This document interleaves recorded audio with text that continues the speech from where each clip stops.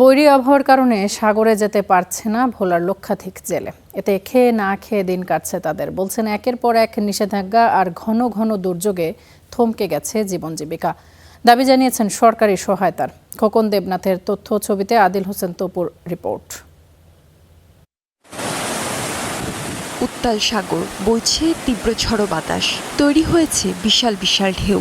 দুর্যোগপূর্ণ আবহাওয়ায় সাগরে যেতে আবহাওয়া অফিসের নিষেধাজ্ঞা, তাই সারিবদ্ধভাবে নৌর করা মাছ ধরার ট্রলার। চিত্রটা ভোলার দৌলত খানের পাতারখাল এলাকার।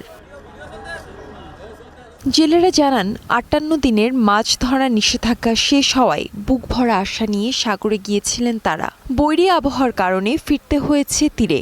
ঘন ঘন দুর্যোগে থমকে গেছে জীবন জীবিকা। খেয়ে না খেয়ে দিন কাটছে তাই। দাবি জানিয়েছেন সরকারি সহায়তার।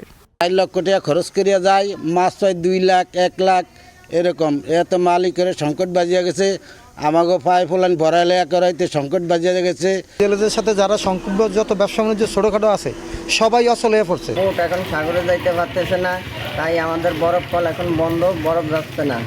মৎস্য বিভাগ বলছে বৈরী আবহাওয়ায় সাগরে যেতে না পারা জেলেদের সহায়তায় ঊর্ধ্বতন কর্তৃপক্ষকে চিঠি দেওয়া হয়েছে।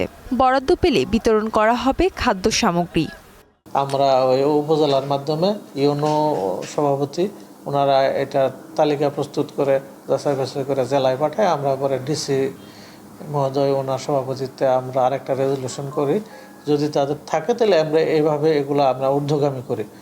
জেলের ৭ উপজেলায় নিবন্ধিত জেলের সংখ্যা প্রায় ৬৪,০০০। তবে সাগরে মাছ ধরেন লক্ষাধিক জেলে।